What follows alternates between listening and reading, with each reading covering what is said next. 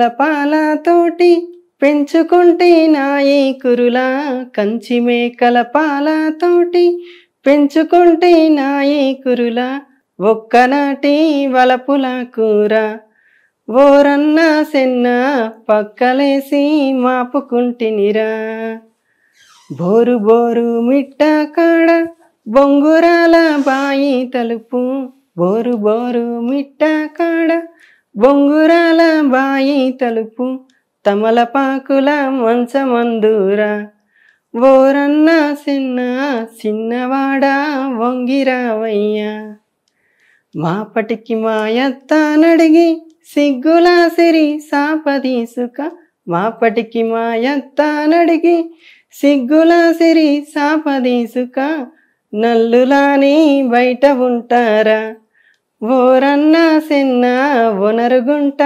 వచ్చిపోరాదా. అంటే పాట పాత పాటలు బాగా వింటూ ఉంటాం. చాలా. సో ఇష్టమైన హీరో ఎవరు? నాకు ఇష్టమైన హీరో అల్లు అర్జున్. అల్లు అర్జున్.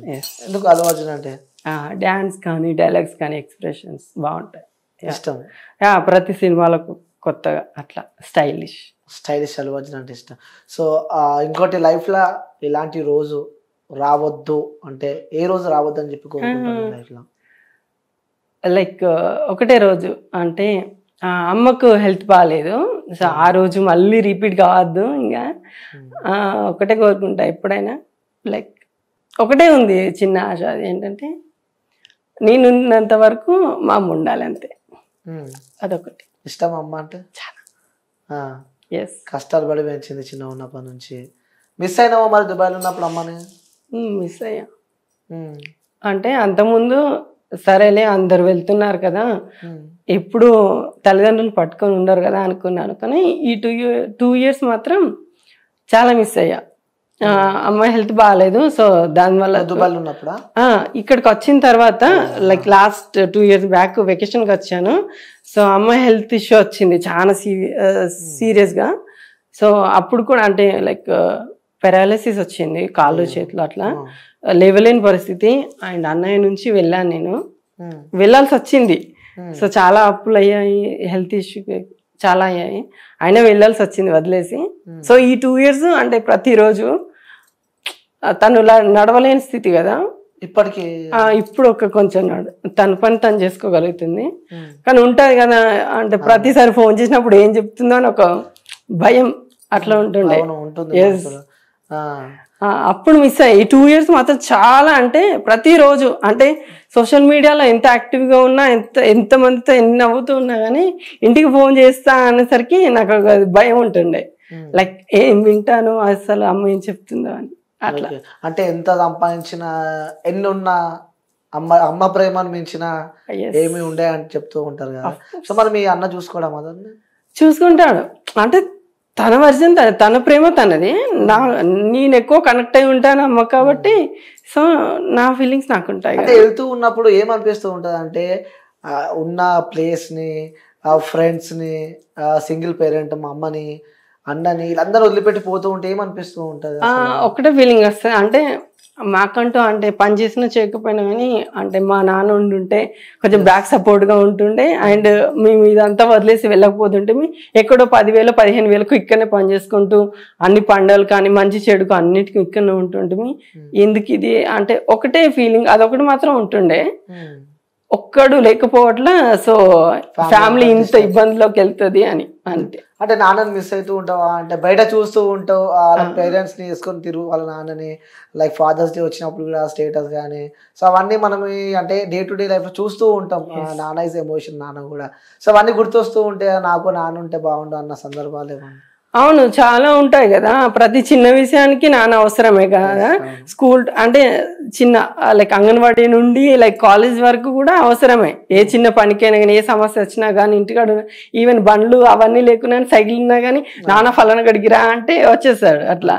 సో ఆ నాన్న లేకుండా సో మనకు వచ్చిన సమస్యను ఎవరు ఇంట్లో పెద్దవాళ్ళు ఎవరు ఉన్నారా అని అంటే ఎవరు ఏం చెప్తాం? అమ్మ. రావాలి అంటే వీళ్ళని బ్రతిలాడాలి, వాళ్ళని బ్రతిలాడి వేరే ఊరికి వెళ్ళి ఏదైనా సమస్య వచ్చింది తీర్చుకోవాలని అంటే సో అప్పుడు చాలా ఉంటూ అయిపోతుండే అని అంటే ఓకే సంపాదించకపోయినా ఆస్తులు ఇవ్వకపోయినా కానీ ఇంటికాడ ఉన్నాడు అని అంటే అది అవును, అదొక ఆ ఫీలే వేరు. ఆ feel ఏం వేరే. చేయకపోయినా ఉండు Yeah. అన్నదంటే నిజంగా Yes. ఆ ఫీలే వేరే అనిపిస్తుంటది. అవును. ఓకే. సో ఇంకా వీళ్ళకి రుణపడి ఉండాలి లైఫ్ లో అంటే ఎవరికి రుణపడి ఉంటాం?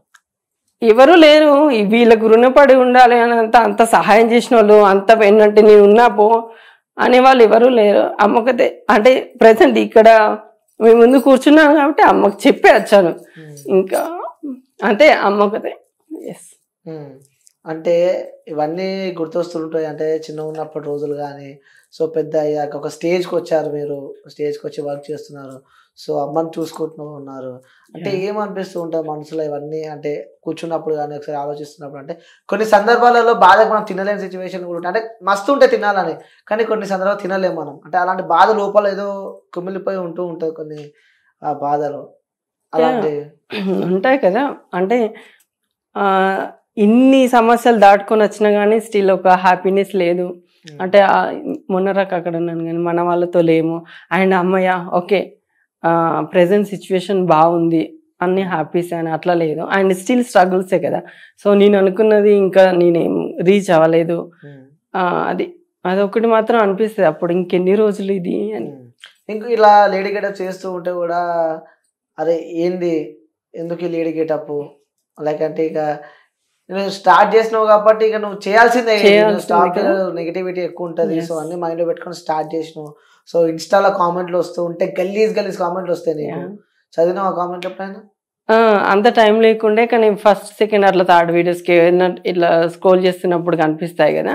చూసిన కామెంట్ అంటే చాలా అంటే ఒక ప్రొఫైల్ మంచి ప్రొఫైల్ ఉండి ఫ్యామిలీ ఉన్న ఫోటో వాళ్ళు ఉండి కూడా మళ్ళీ ఇట్లాంటి కామెంట్స్ పెడతారు చూడు, వాళ్ళకి రిప్లై ఇస్తాను నేను. అండ్ ఫస్ట్ చెప్పి చూస్తాను నేను ఇన్బాక్స్లోకి వెళ్ళి ఏమేమి తమ్ముడు ఎందుకు పెట్టావని. సో అయినా వినకుండా ఉంటే ఇంకా వాళ్ళ స్టైల్లోనే నేను రిప్లై ఇస్తా. ఇంకా అది వాళ్ళ ఇష్టం, వాళ్ళు చావని బతుకునే కోసం. ఒకసారి అయితే నేను చెప్పి చూసా, అదే పనిగా వాళ్ళు స్టార్ట్ చేస్తే నేను ఏం చేయలేను కదా. లైట్ తీసుకుంటే పట్టించుకోను ఇంకా అవి అసలు పట్టించుకోను. ఎవరు వాళ్ళంటే నేను పట్టించుకోవడానికి. సో అంతే, నా లైఫ్ లో వాళ్ళొక ఇంపార్టెంట్ లేదు కదా వాళ్ళకి. సో నేను ఎందుకు పట్టించుకుంటా? లైక్ అంటే నేను ఇన్స్టాగ్రామ్ చూస్తున్నప్పుడు లైక్ ఇట్లా డిఫరెంట్ గా లేడీ గెటప్ కానీ కొంత డిఫరెంట్ గా వాళ్ళకి నచ్చిన కంటెంట్ వాళ్ళు ఇస్తూ ఉంటారు. సో వాళ్ళంతా కష్టపడి ఆ రీల్స్ చేసేటప్పుడు కామెంట్స్ కింద నెగిటివ్ వస్తే, సో ముఖ్యంగా నేను ఎందుకు ఈరోజు ఇంటర్వ్యూ చేద్దాం అనుకున్నా అంటే, సో తెలియాలి నువ్వు ఒక అబ్బాయి ఉండి ఒక అమ్మాయిగా లేడీ గెటప్ వేసుకొని మరి అంత కంటెంట్ ఇస్తున్నావు, అంత రెడీ అయి ఇస్తున్నావు అంటే సో అసలు ఏంటి, ఎందుకు అయ్యాల్సి వచ్చింది, తన లైఫ్లో ఏం జరిగింది అని తెలుసుకుందామనే ఈరోజు నేను ఇక్కడికి పిలవడం జరిగింది. So thank you so much వచ్చినందుకు. Thank you. ఓకే, ఇంకొకటి కొన్ని క్వశ్చన్స్ నా దగ్గర ఉన్నాయి, అంటే అది ఓపెన్ అడుగుతా. అది ఎంత నెగిటివ్ కానీ ఎంత గలీజ్ కానీ ఎందుకంటే తెలవాలి. కామెంట్ పెట్టినోనికి ఆ కామెంట్ నేను ఎందుకు పెట్టా అని చెప్పి ఎంత గలీజ్ అయినా సరే తెలవాలి. సో వాళ్ళకి నువ్వు రిప్లై చేయడానికి సిద్ధంగా ఉన్నావా? ఓకే, సో కామెంట్ నేను అడుగుతా ఇప్పుడు, సో దానికి నువ్వు పక్కా రిప్లై చేయాలి. ఇంకోటి ఫస్ట్ ఏం వచ్చిందంటే మేకప్ ఇంటూ ఏషియన్ పెయింట్స్ అని వచ్చింది. ఒకటి మేకప్ కాదు ఏషియన్ పెయింట్స్ అని వచ్చింది. అదేం లేదు, మేకప్ వేసుకున్నంతే వేసుకుంటాము. వాని బొందా వానికి అలా కనిపిస్తే నేనేం చేస్తా. ఇంకోటి అది పెద్ద అని వచ్చింది ఒక కామెంట్. ఏం క్వశ్చన్ అడుగుతున్నారండి? అది నేను నా వ్యక్తిగతంగా నేను అడుగుతలేను, కామెంట్ వచ్చింది కాబట్టి అడుగుతున్నా. అదొక పెద్ద అని చెప్పి కామెంట్ పెట్టారు ఇక్కడ. వాళ్ళకి ఏం సమాధానం చెప్తాను? వాళ్ళ ఫ్యామిలీ మెంబర్స్ తోనే పనిచేస్తానని చెప్తా. అంటే ఒప్పుకున్నావు? వాళ్ళ ఫ్యామిలీ మెంబర్స్ అందరూ అయితే నేను అంతే అంటావు. దాంతో ఒక కప్ప ముఖం. ఏం క్వశ్చన్ అది అడుగు రాసింది చదివేది చదవండి చూడండి. అది అవసరం లేదు, వేరే అడగండి, హైడ్ చేయండి. అంటే నేను యాజ్ ఇంటర్వ్యూయర్ గా జనాల కామెంట్ నేను ముందే చెప్పి అడుగుతున్నా. సో ఇంకొకటి, నీతో పాటు ఒక కాఫీ తాగాలని కోరికగా ఉంది. డెఫినెట్లీ హైదరాబాద్కి వచ్చినప్పుడు మెసేజ్ చేయండి అంట. అది ఓకే. కాఫీ ఒకటే కాఫీలు ఇద్దరు తాగుతారా? అది కలిసిన తర్వాత చూస్తా. ఓకే, సో అది కూడా ప్రయత్నం చేసా అంటూ.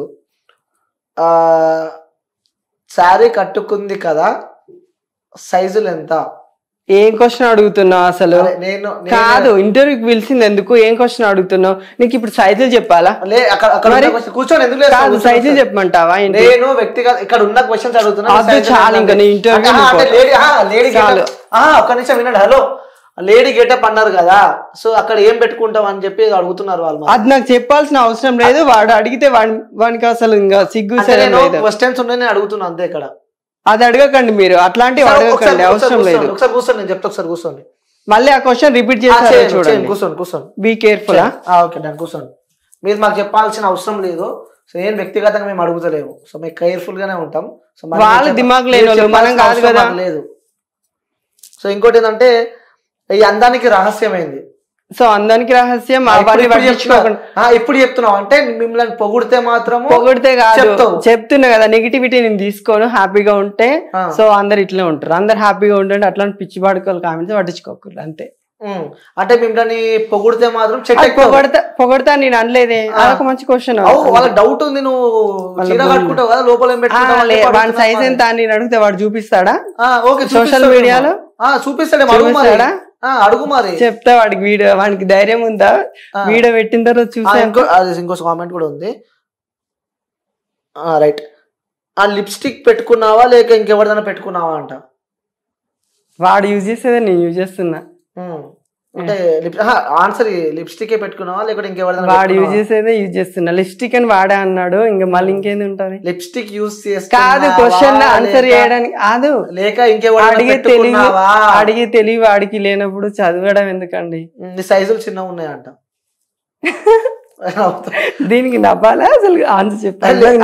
పెట్టిన కామెంట్స్ అడుగుతున్నా, సైజులు చిన్నగా ఉన్నాయని చెప్పి అంటున్నాడు.